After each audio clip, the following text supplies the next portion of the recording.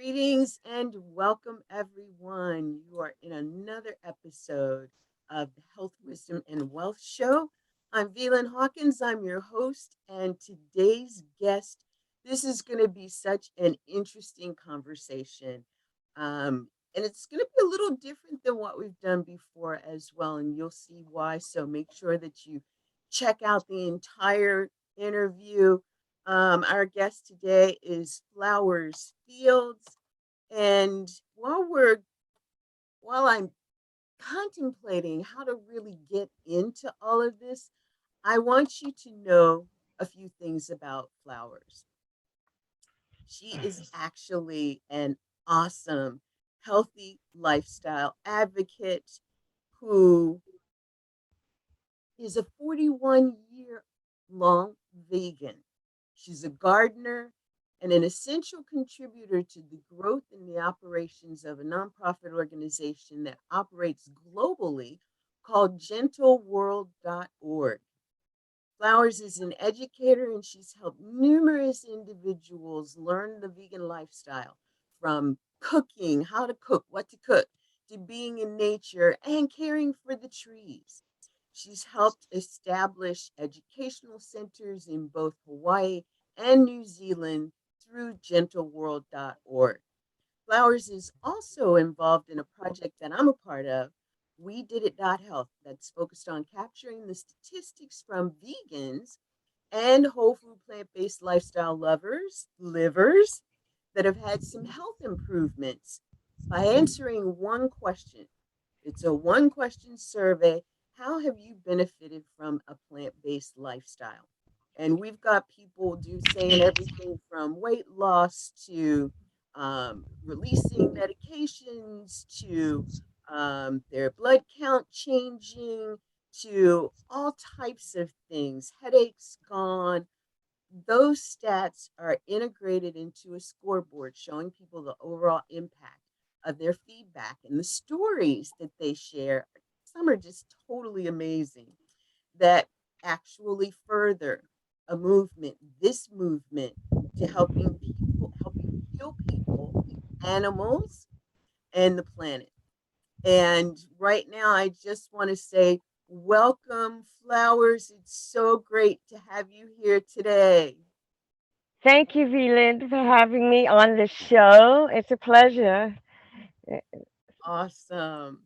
Well, let's get right into questions because I am one who has just been so inspired by some of the stories that I've heard about how people have gone to becoming vegan. And I'm so interested in hearing your story. So tell us a little more about who you are, your journey towards your current passion of helping educate people, and focus on helping the world to recognize that what it means to be a vegan and take an action to help make the world a better place. Tell us your journey. Thank you.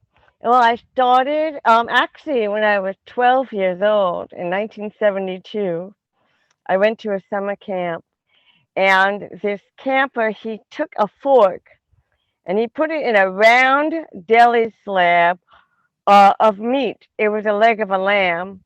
And when he put the fork in, he said, bah, bah. And then something woke up in me, and I said, "That's somebody's leg. I can't eat anybody's leg anymore." So that was it. I stopped eating meat from that, and it was interesting because that autumn after summer camp, I saw a movie called "Bless the Beast and the Children." And it was about these boys that were rescuing bison from being slaughtered. And that also inspired me to keep on the vegetarian path of not eating meat. And then my guitar teacher, right after that, taught me this song called Dona Dona. It's an Israeli song. And it's about a calf that is going to slaughter. And the swallows are flying freely above. And they're asking the calf why he can't fly as free as them. He's going to be killed for meat. So these things led me to being vegetarian. It wasn't until 1981 when I finished college that I went to visit my mother's sister who was living in California with her best friend. My Aunt Glory has lupus uh, over 49, 50 years ago, and she cured herself on a raw vegan diet. And it was amazing. She had no signs of lupus. The doctors did not believe her. She was amazing, and she's alive, and she's healthy today, and she's still vegan. She's not a raw food vegan, but she's still vegan. So, anyways, I went to visit her after college, and I just followed into what she was doing. I went from vegetarian to vegan, and the people she was living with were actually her dearest friends from high school with Hart Phoenix, the mother of Joaquin and River Phoenix. And the kids taught me how to make vegan food. They taught me how to use the champion juicer and how to blend for dressings and salads. And they were just great teachers. And that's how I went vegan. And then Hot Phoenix, the mother, she told me about her sister's place called Gentle World. So I went back to where I was finishing school in New York, and I met a friend who became vegan too. And we took what's called a tandem bicycle, and we rode from Miami. We brought it down to Florida and rode from Miami all the way to Brooksville on a tandem bike for two, where Gentle World was living. And when I knocked on the door and I opened the door, and I felt like I had found my people. I mean, they were vegan, and they were handsome and healthy and tan, and that's how I became vegan. I buried all my leather. I had respect for the animals. I didn't want to wear them anymore. I didn't want them in my toiletries. I used Dr. Bronner's soap. Uh, in '81, it was different because there weren't that many vegans. So when I met a community of vegans, and they're the longest running community of vegans that I know of. They live together. So it's not like it's an organization that has people all over the world. We have people that sign up for our newsletter all over the world, but the community itself is based in Hawaii and in New Zealand.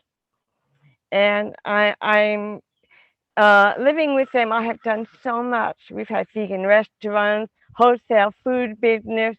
We've had seminars, cooking classes. We've had celebrity banquets. We've flown banners across beaches that said "Meat is murder" and "Thanksgiving is murder" on turkeys, and "Meat is murder." Uh, we've helped write books. Uh, the seminal works on vegan nutrition, pure and simple, and pregnancy, children, and the vegan diet. We produced those books with Dr. Micah Clapper. He was the author and the writer. Sadly, they're only on Amazon. He didn't want to keep them up, so they're no longer in print. I would love to find somebody to redo those books. They're fabulous books. And Gentle World members, we produced two cookbooks. The cookbook for people who love animals, and uh, uh, and and the paradigm. Oh, just excuse me. That's Uh, okay. can you Two delete that cookbooks. part?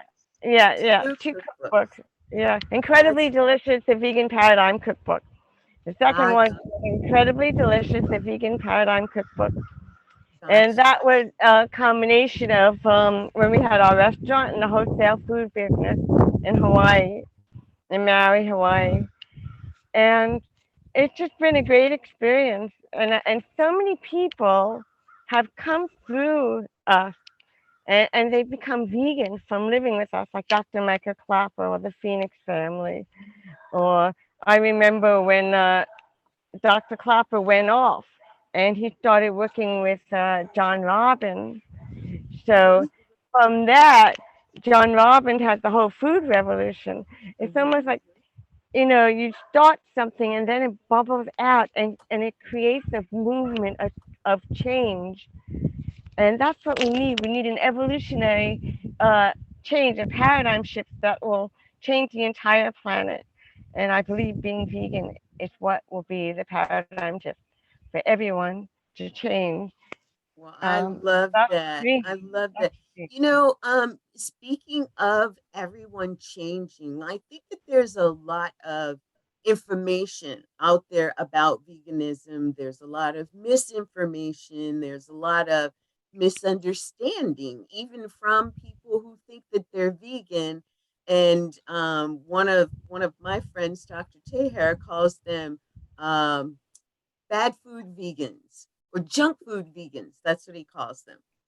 And so, it brings me to the question because that was something that I looked at myself and said, veganism, I don't know. Vegetarian, I know what a vegetarian eats. And I know that that's a whole food, plant based diet. I know the lifestyle. Veganism, though, especially, I mean, personally, I know a couple of people who say that they're vegan but they're overweight. They're suffering from some of the same illnesses that non-vegans suffer with. Maybe not because they're food induced. I mean, meat or meat byproduct induced, but because they're processed food induced. Mm. And so let's talk a little bit about veganism. What is veganism and what after that, what's been the biggest impact that you feel you've made on people being educated about veganism? What is veganism?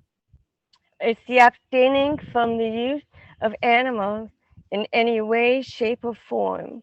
It's not wearing them, not abusing them, not eating them, not using footballs made with leather or tennis balls made with the wool of lamb. It's not using cosmetics and makeup. You want to use all these things that come from plants because it's there, it's available. To use the herbs and the plants that are given to us to use for food, for clothing, for sport, for any reason.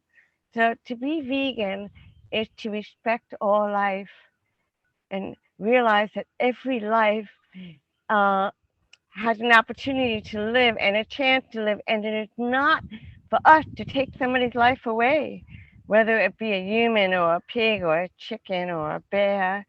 They all have the right to life, to live and let live. You don't put them on your feet.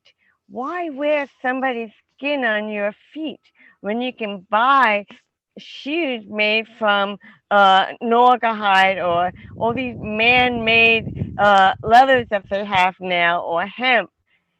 Everything is made from plants and synthetics that we can use that we don't have to harm life. I mean, even in the religions, they talk about thou shalt not kill, and yet they kill everything. They kill all animals for food, for sport. There's no reason to do it anymore. And things are evolving and they're changing, that they're learning how to make things from plants as opposed to animals now, like the drywall in our houses, or the stainless steel in our pot, or the different medicine. Medicine for asthma used to have animal products in it. It doesn't anymore. Things are slowly evolving because they are finding it's cost effective, and in being cost effective, it saves lives. There's no reason to take a life. I just Yeah. live and let live. It's my motto. It's just respect every being on this planet. And even if that being is a meat eater, I was once a meat eater. So I have respect for them because I have hope that they too will change. We have to love everyone and see them in their highest self. Talk to them as if they're vegan. Mm-hmm. Don't degrade them. Don't point fingers at them. Say what they're not doing. but we can educate them.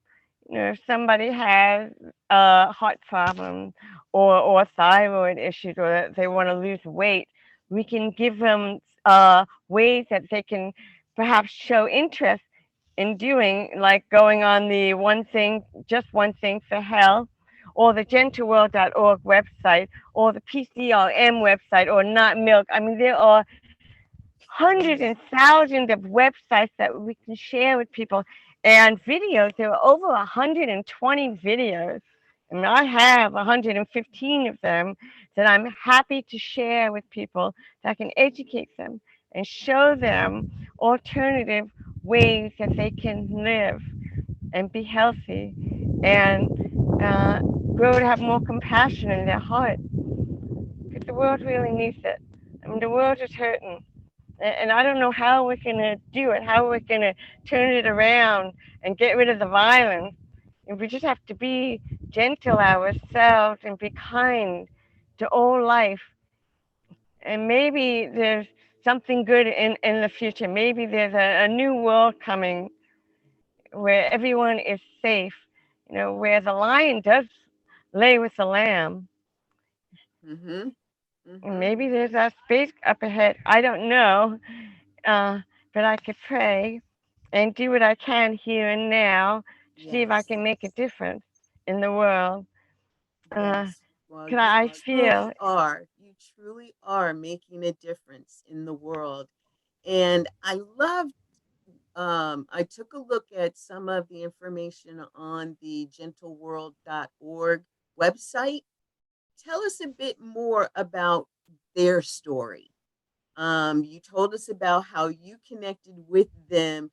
How did they get started? How did they have this place, this like sanctuary where people could come and stay and learn and just be a part of a community like that? well, I joined up in '81 and they started in the '70s. And it was Light and Sun. And they saw a film called Mondo Corn and The World of Meat. And in this Hmm. film, they showed a man had a sledgehammer and he was using it to kill a cow. You might have to interview Light to get the full story, the founder, Gentle World. But the sledgehammer, they saw in this film how they were killing the cows and butchering them with a sledgehammer. And it dawned on them that they have to stop hurting animals and stop eating them. So from that, they went vegan, maybe vegetarian, vegan. I'm not sure. I wasn't there. And then I know that they had other people who liked what they were saying.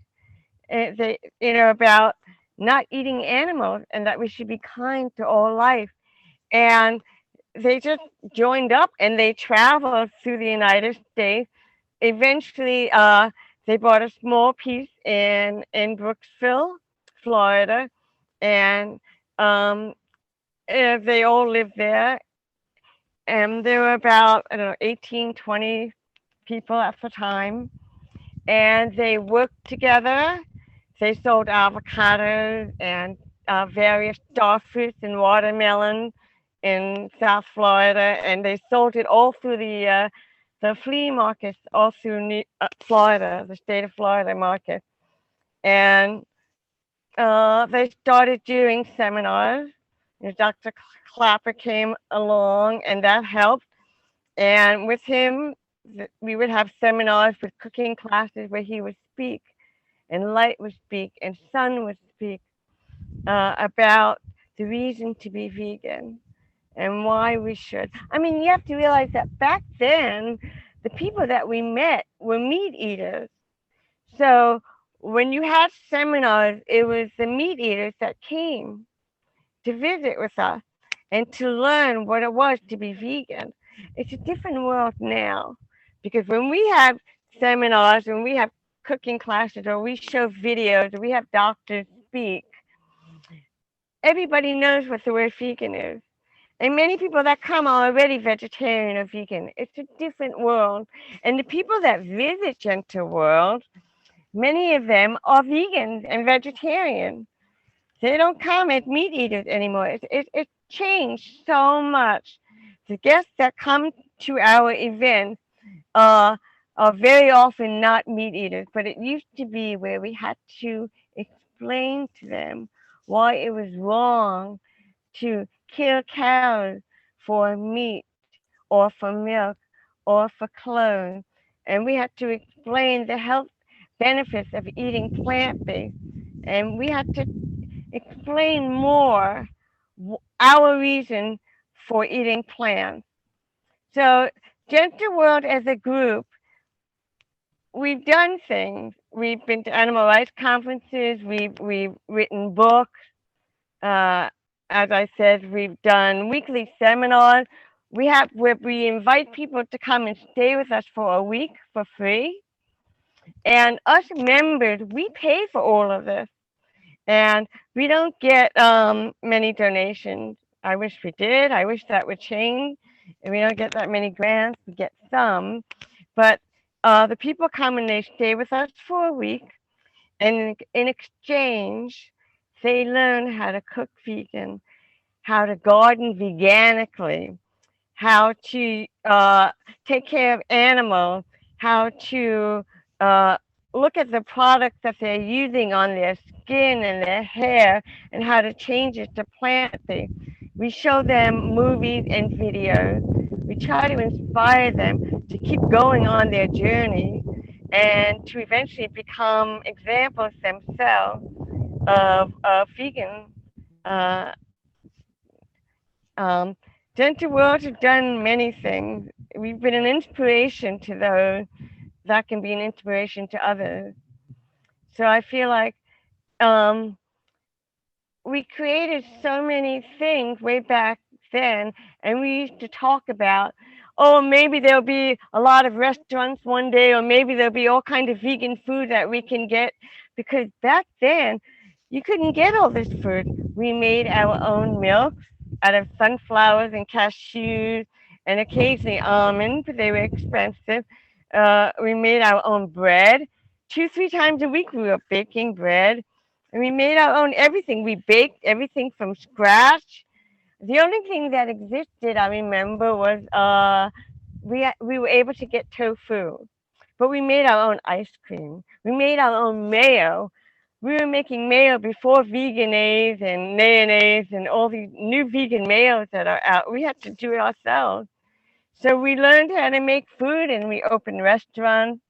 And our wholesale food business was amazing because in Maui, um, there's a group of people that they steal dogs and they eat them.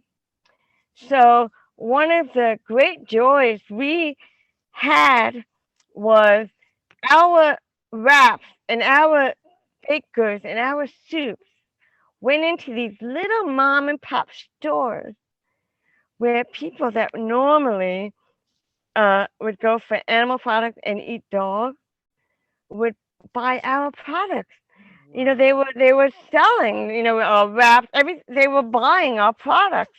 Mhm. It was changing what was happening, and we Mhm. were, when we first lived in wherever we lived, there was nobody that was vegan around us. And now years later, 2022, we have neighbors that are vegan, or a neighbor who's vegetarian, and everyone knows what the word vegan is. It's changed dramatically. And I love all these food things. Oh my God, it's like so many different meats and cheeses and ice creams and milk. And although I'm not actually a fan of buying products in packages. It's not my thing. I'm more of a wholesome, like a whole food plant-based eater myself. I Mhm. mean, I was from 1981 to 1982. That whole year, I fasted most of the year, and in between, I would eat raw. because I wasn't healthy. You know, my digestive system was terrible. My psoriasis was awful. I was kind of overweight. I could definitely lose weight. And eating, being, juice fasting that first year helped a lot. And I would make my own juices from scratch. I did a couple of water fasts. And from eating, from that, I became a raw foodist. And I was a raw foodist till about 2010. And I still do eat mostly raw, and I make food from scratch. But for dinner, along with my huge salad and another raw salad, I eat cooked food. You know, I eat steam or tofu or omelets, uh, quinoa, millet, grains, sweet potatoes, squashes, whatever I grow. I still have squashes from the summer that I'm eating. I Okay. just finished the onions from the summer. I'm growing new onions and new garlic. But I'm mostly a raw foodist with some cooked food for dinner. And I'm also gluten free, and I really stay away from oils. I do not cook with oils. It's on the rare occasion that somebody else is making vegan food that I'll partake in what they make. Or if I'm working at a vegan restaurant, I work at Bambi's now in High Springs, and sometimes she'll want me to taste food. She trusts what uh, my taste buds, and she'll even want me to make food. So I use oil for her because my goal is to get people to stop eating animals. Like, Mm-hmm. to me, that's more important. I mean, the whole food plant based is much healthier, Mm-hmm. and it benefits everybody tremendously. Uh, but it's more important to me to get everybody to stop eating animals, to get the Mm-hmm. violence out of their diet.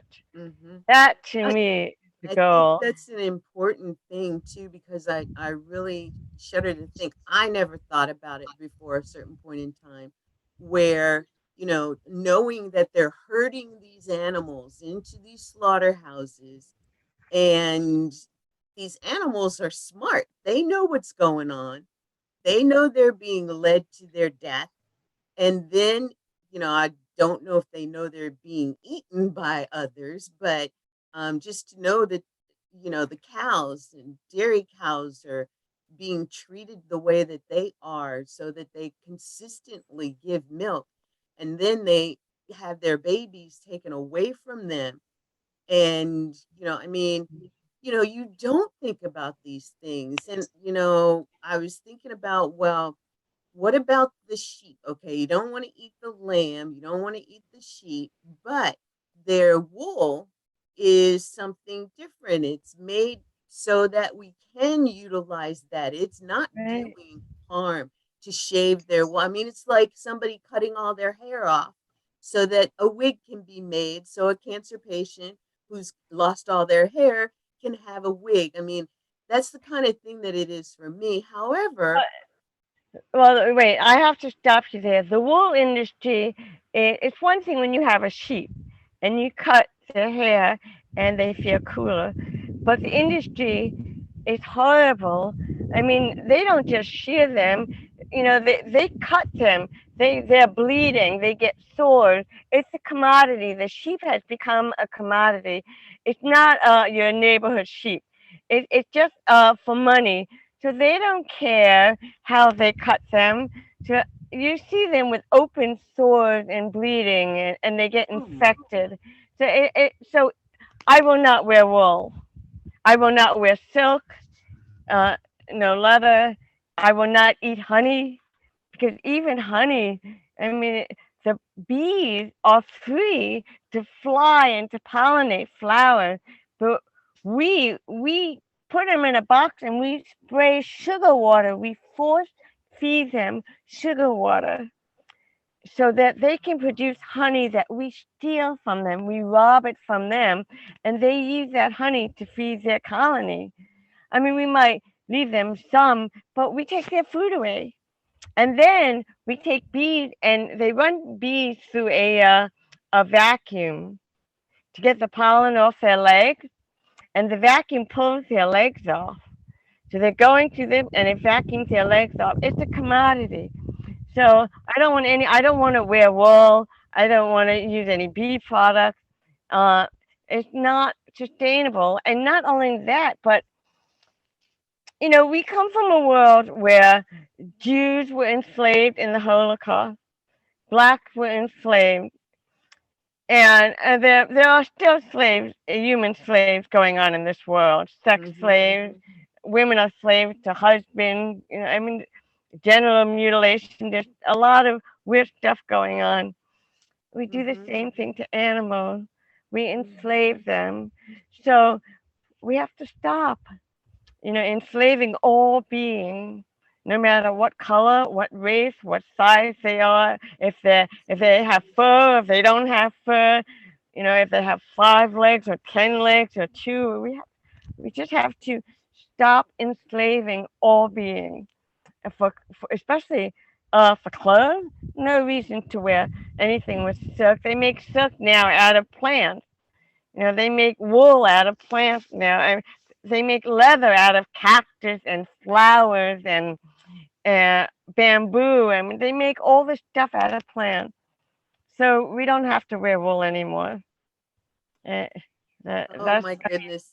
It just goes to show that there's so much that we can be educated about as it relates to veganism, and some of the things that we've learned, just like I started out saying, not enough information, misinformation, wrong information. And so thank you for bringing that in. That was really good. And I wanted to ask you next, what's one of the number one ways of doing this 100% vegan lifestyle and doing it in a sustainable way, especially if you're in a family who's looking at you and you're now saying, I'm vegan, I'm not harming any animals anymore? Um, how do you support yourself or others in that kind of environment?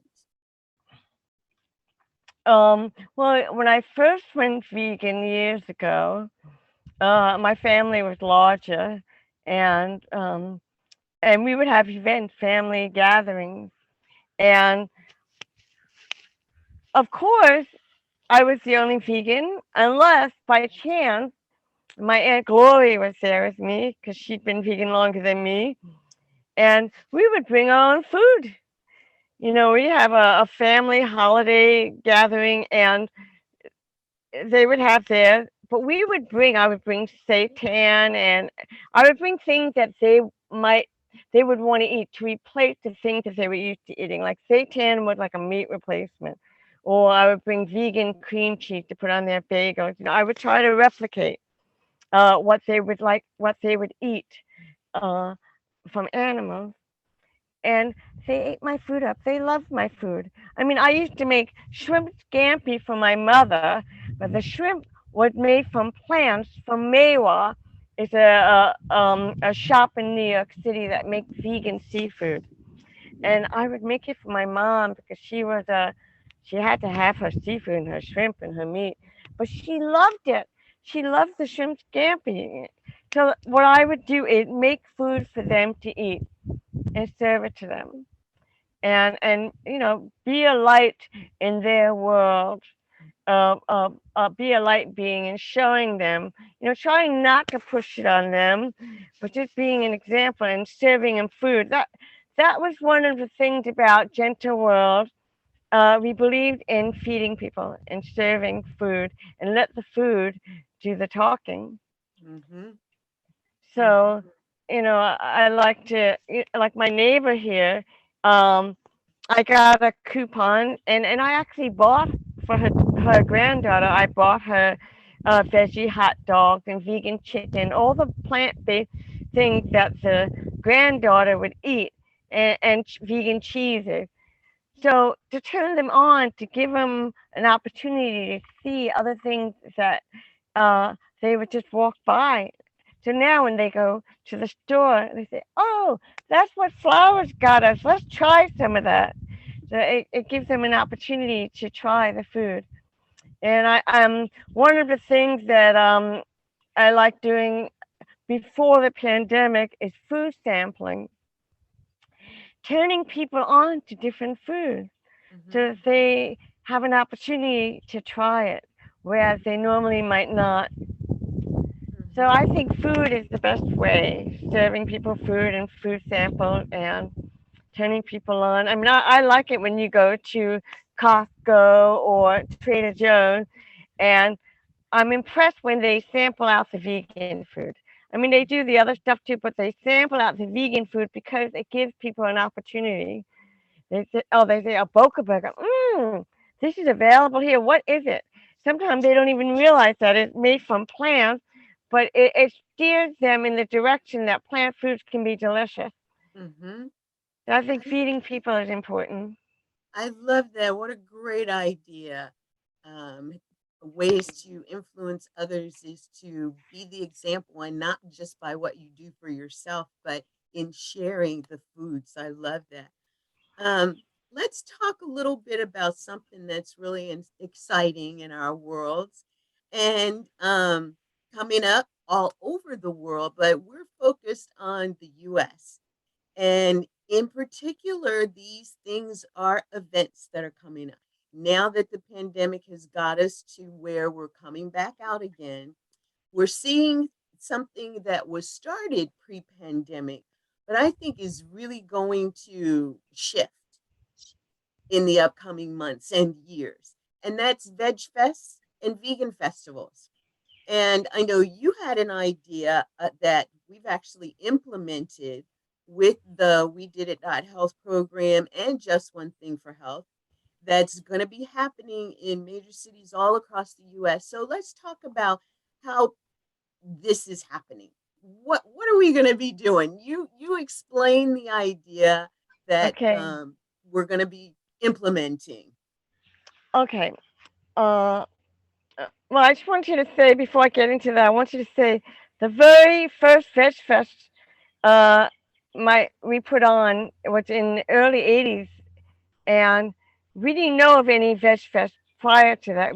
We had Dr. Clapper come, and we realized it was a great way to educate the masses. The free event, people could come in, try foods, meet different doctors or uh, chiropractors, different people that, restaurants would be there and they would turn people on to their foods, their vegan food. So, I've been doing Veg Fest for a long time and they stopped during the pandemic. So this year there were two of them, there were actually a bunch in Florida that were happening. And we decided to go to two of them because they're outdoors and we weren't so worried about wearing masks because we weren't inside in a tight space. So we went to the Ocala and the Gainesville one. And at the Ocala one, I started walking around and asking people uh, if they were enjoying their time at the festival. And I asked them, are they plant based? Are they vegetarian, vegan? And if they would tell me that they were vegan or plant based, I would go on my phone and open up the WeDidIt.Health and I would share it with them. I would send them the link to the WeDidIt.Health, or they would just write it on their phone. And right there in front of them, they were able to do the survey right in front of me. So, in doing this, it helped get the scoreboard numbers. If you know that WeDidIt.Health has a running scoreboard, and we want to see, ideally, we'd like to see how many people are going vegan and plant based every day. We would love to see those numbers just go really fast. So I thought if I walked around to each person that would do the survey, not only would they help the scoreboard go up, but they would get an ebook on how to be a better speaker in sharing with others how they can be healthier on a plant-based diet without pushing their buttons. And it's Angela Crawford wrote that book, and it's fabulous. So by doing this survey, they get this free book. So I came home and I said to myself, this is a good idea. Let's get volunteers to do Veg Fest and events, even neighborhood events, because I added something to this. Why don't we, instead of showing them the We Did It website, just get a QR code? So a QR code is that code that's in back of your product when you buy a product and you scan it on the machine uh, or the cash register, and it tells you what the product is and how much it is. Well, what if we did it? Could get this could get a QR code. So all I would have to do is show them the QR code, and you take your phone, and the phone camera shines on that code and picks it up and opens it up automatically. You don't even have to take the picture. And then I said, well, if somebody says they're not vegan and they're not plant based, we don't want to turn them away. We want to invite them in because they're really our target audience. We need to inspire them to eat plants and to go away from their animal products. So, what if somebody said, nah, I eat meat, I like my chicken and my barbecue and blah, blah, blah. Then we could say to them, well, are you having any health problems? Is there anything bothering you? And if they say, well, I do have some cholesterol problems, oh, I would like to lose some weight. Then you say, well, when they tell you all the things, if they tell you the things that are bothering them, you can then say, check out this website. And you give them another QR code. And this QR code is for just one thing for health, which is a website that can inspire people and show people how they can get healthier. So the word vegan doesn't scare them. So it can say, oh, look, there are doctors, there's a program that can inspire them to get healthier. And the word vegan is not on there. So it's about health. And the idea that it is about health, it might be an easier way to reach those that are not plant based. So my idea is to get volunteers to do Veg Fest and volunteers that like to go around and communicate with the attendees and say, and just welcome them to the event and ask them, um, do you mind telling me if you're plant based? And if they say yes, show them the QR code for the We Did It and have them do the survey. And if they're not, you can say, well, would you like to learn ways that might help you? And let's say they say yes, you can show them the QR code for just one thing for health. And they can open that up and learn different ways that they can improve their own health. I mean, it is plant based, but it doesn't. They don't have to know that. They don't have to know that it's vegan. There's a program on there that they can subscribe to. There are doctors that they can go to, and it's like a more an open-ended, not shutting them out because yeah, I do want to reach the plant-based eaters, and I do want them to do the survey, but I really want to reach the people that are meat eaters, that eat animals. We want to inspire them to change. I'm hoping this can do it. So we need volunteers. And Yes, yes, yes. We need volunteers, I and hope it's a good idea. I hope it works. uh, well, it's worked in the past, and it's proven. And with the right volunteers, there's a way that this can be done. It can be fun. It can help to bring more people into understanding what it means to be whole food plant based, to be a part of the movement. There's two things that I want to bring in here as well. One is when we're talking about eating meat, and we've talked about the cows, and one of the things that I think it's important for those who are meat eaters to also know is that um, meat byproducts is also like eating meat. Your cow's milk, which humans are the only species to drink the milk of another species that's on their Right, planet. I mean, horses don't drink zebra's milk, and you know, gorillas don't drink lion's milk, and vice versa. I mean, it just doesn't happen across species any other place. And then right, the other thing too is, you're thinking eggs. Well, I need my eggs and I want my eggs. And there are so many alternatives to meat and meat byproducts. And Flowers, thank you so much for bringing that in, because these are the things that I know as someone who's been that. People just don't know, because when we know better, we do better. And when we know more, we're apt to learn even more.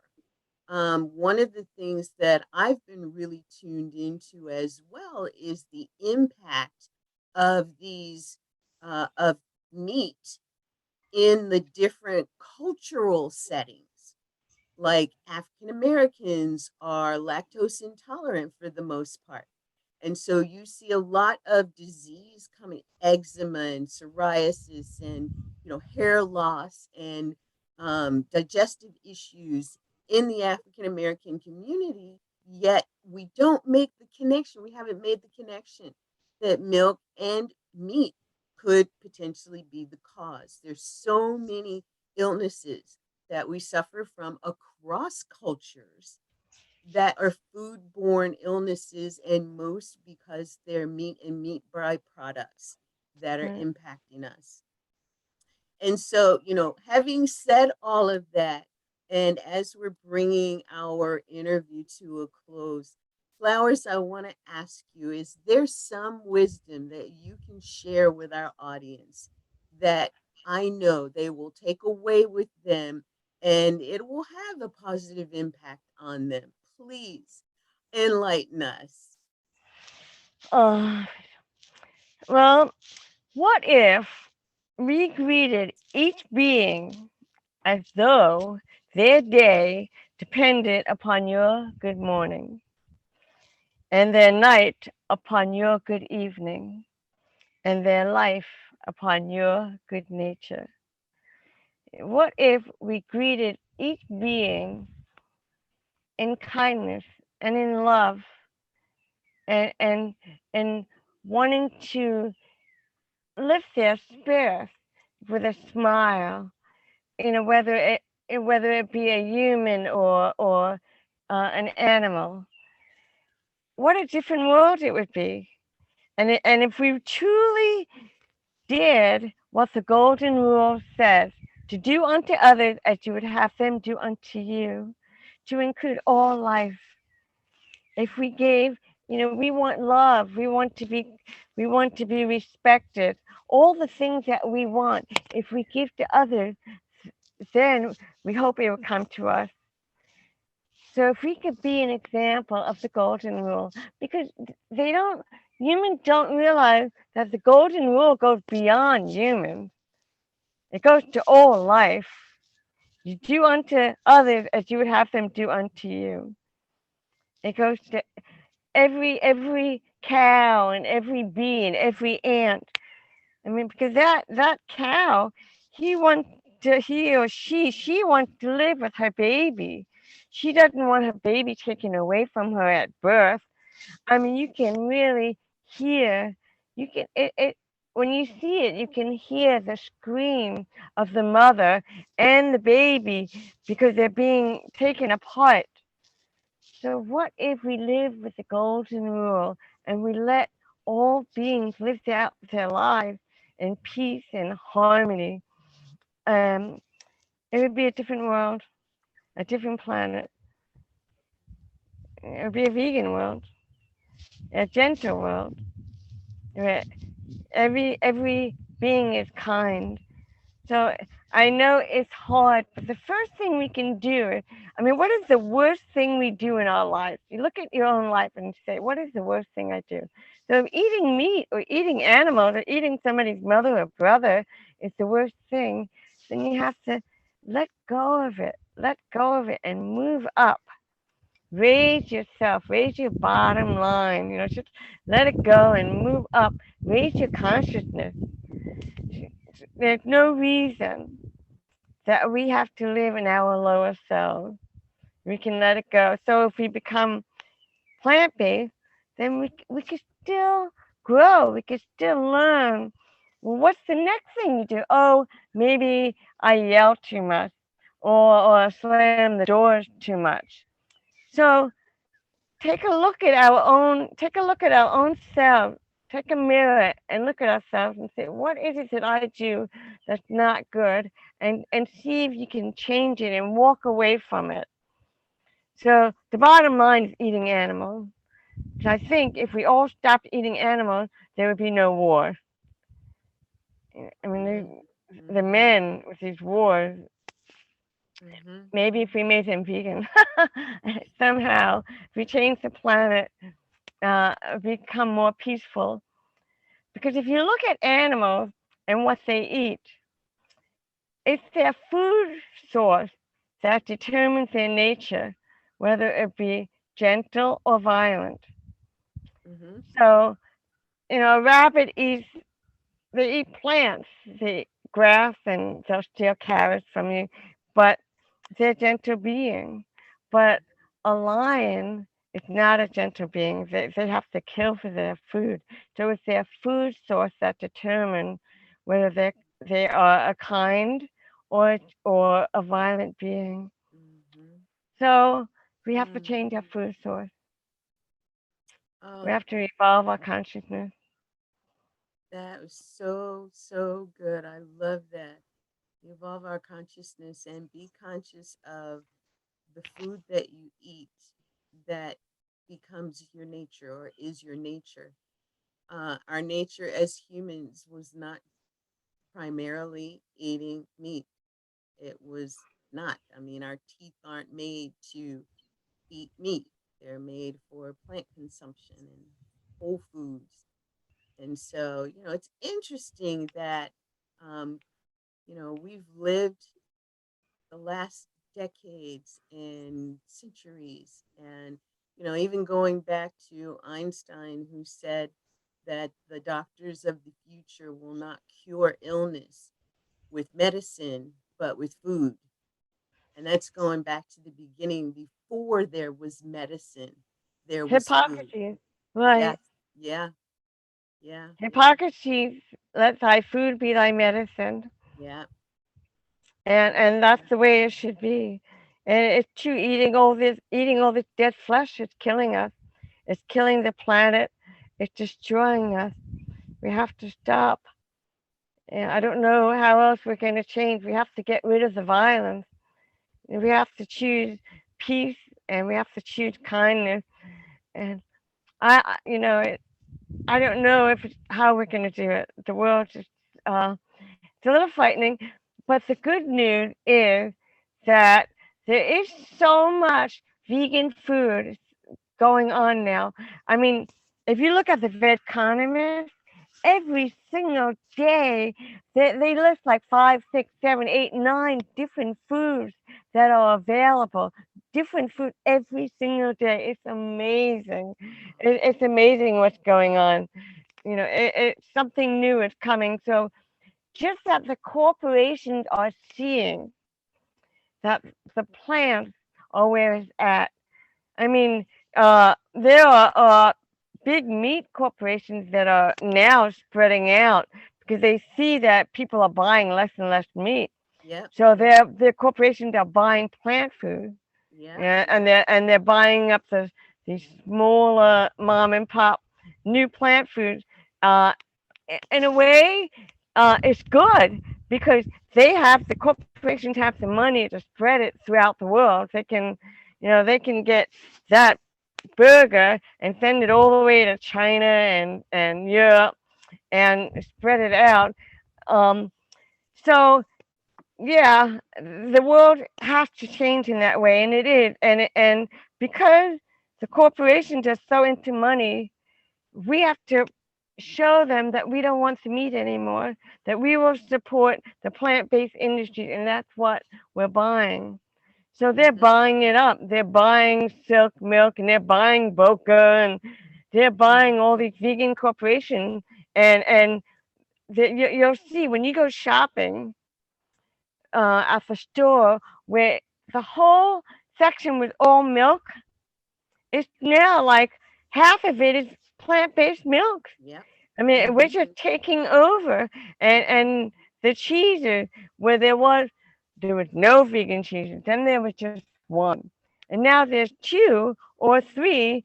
Some places have 6, 7 different vegan cheeses. Yep.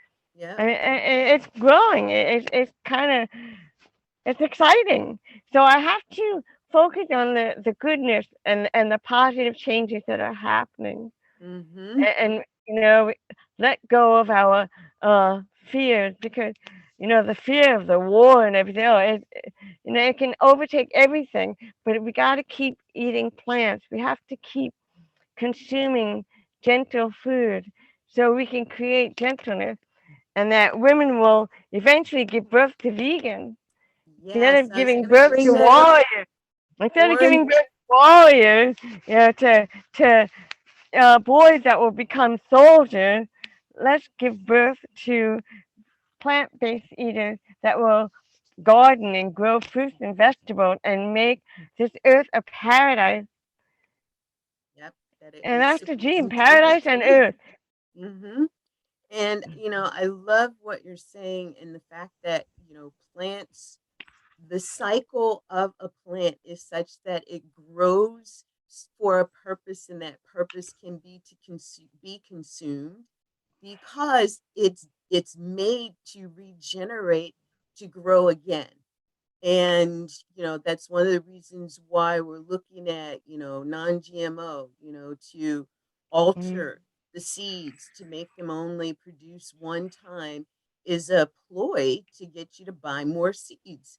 It's not that those seeds are better. As a matter of fact, they're not, if they can't get into the reproduction cycle that they were made with. And meat isn't like that. Once you kill something to eat its flesh, it's dead and it's gone. Um, The and thing, the thing about GMOs, though, is that the genetically modified organism, because they don't produce flowers, uh, the animals that depend on it, they don't get their food source. So it kills them off. So the GMOs is also not a vegan thing, because I mean, we do the best we can not to eat them, but they don't produce flowers, so they don't have the buzz, so that the animals will not be drawn to it, and their food source dies. The insects, they yeah, so we need to grow. Even I have to say, even organic is not great. It's better, and we all go out and we buy organic because it's healthier than buying the non-organic. But the organic food is uses blood and bone meal.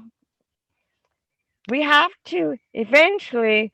I'm a veganic gardener, so I grow things without blood and without bone meal. And it's the way of the future. We have to go in that direction, because organic, although it is healthier for us, is still blood and bone of animals that have been slaughtered for the slaughtering industry to make animal products. So we have to start eating veganically and well, grow we're things. gonna do.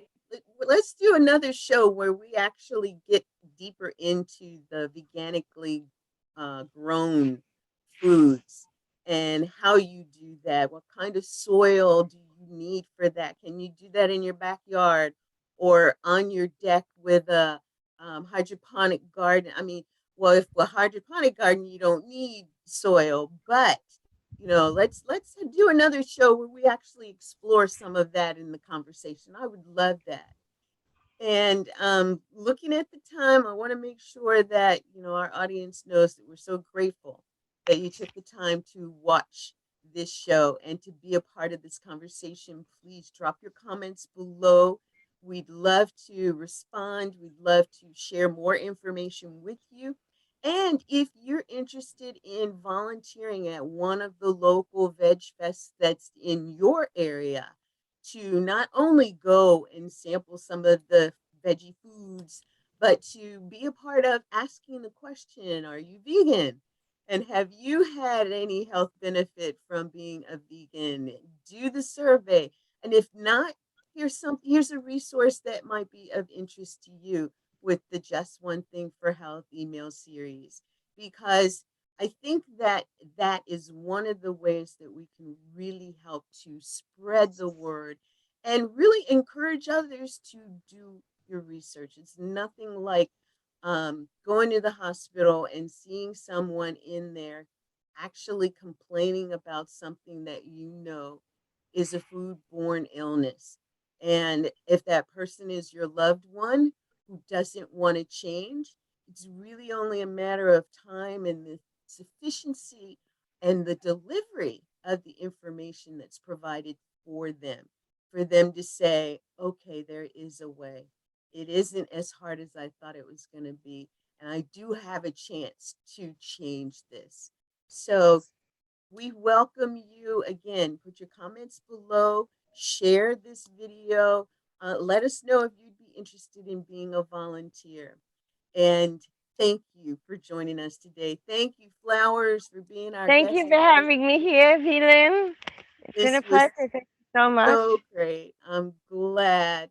And I want to let our audience know too that Flowers' contact information is going to be below this video, and reach out and also put your notifications on for the Health, Wisdom, and Wealth shows, because we are having some powerful conversations like this that are going to help you. I know this has helped me to be a better human being. And while I'm being a better human being, I'm being a better vegan. So stay tuned. Join us next week when we'll have another exciting show. And remember, be well, live, love, and be a positive impact maker in your world. And from the Health, Wisdom, and Wealth show, we're going to say bye for now. We'll see you next time.